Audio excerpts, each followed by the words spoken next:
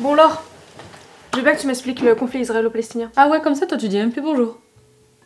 On voit ça partout, sur les réseaux sociaux, la télé, or que cette histoire j'entends depuis que je suis petite. Je comprends pas en fait, tu peux mettre les restes s'il te plaît? Bon, c'est bien parce que c'est toi. Allez, attends, je t'explique. Alors déjà, je ne peux pas te parler d'Israël et de la Palestine sans te faire un petit récap historique. Après la Première Guerre mondiale, il y a eu une grande vague d'immigration des Juifs vers la Palestine. La Palestine est à ce moment-là sous mandat britannique et les Anglais ont promis aux Juifs la création d'un foyer national en terre promise qui est situé en Palestine. C'est ce qu'on appelle le mouvement sioniste. Avec la montée du nazisme, plus de Juifs immigrent en Palestine et ils sont alors 30% de la population sur le territoire palestinien.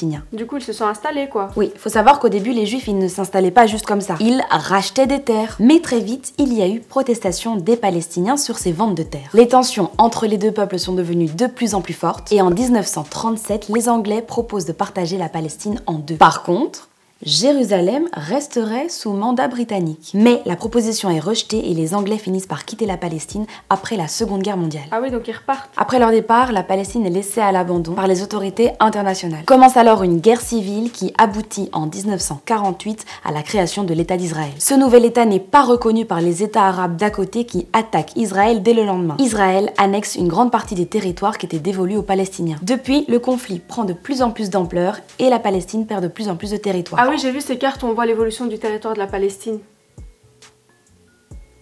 Maintenant que tu as les bases en tête, je vais t'expliquer ce qui se passe aujourd'hui. Israël grappille du territoire palestinien, déplace des familles et installe des colonies. Aujourd'hui, c'est le quartier palestinien et musulman de Jérusalem-Est, Sheikh Jarrah, qui est au centre de l'attention. Le 30 avril, dans une vidéo qui est devenue virale, on voit un Israélien expliquer à une Palestinienne que si c'est pas lui qui lui prendra sa maison, ce sera quelqu'un d'autre. Ils ont un droit sur cette propriété? Parce qu'une loi israélienne leur permet de récupérer leurs terres s'ils arrivent à prouver que leur famille habitait dans le quartier avant 1948. La famille palestinienne qui y habite alors depuis peut-être 50 ans ou plus est alors expulsée. Ça ne plaît pas aux Palestiniens qui ne se laissent pas faire. Il y a eu des émeutes sur l'esplanade des mosquées. La police israélienne est entrée dans la mosquée d'Al-Aqsa et a balancé des lacrymos. Cette mosquée est la troisième la plus importante dans l'islam et ces événements ont eu lieu pendant le mois de Ramadan, ce qui a amplifié les violences. Du coup, à Gaza, devant ces images, le Hamas a décidé de répliquer et d'envoyer des roquettes sur Israël. Des roquettes?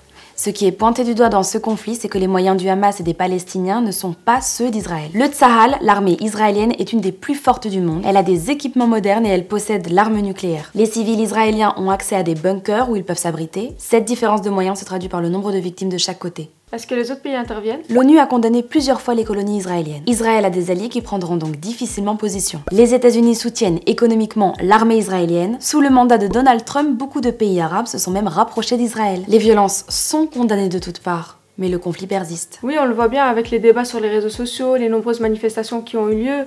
Le problème ne se résout pas au final. C'est difficile de résoudre un conflit politique aussi complexe et c'est difficile aussi de l'expliquer. Stan est bien sorti. Move Radio, Hip Hop Nation.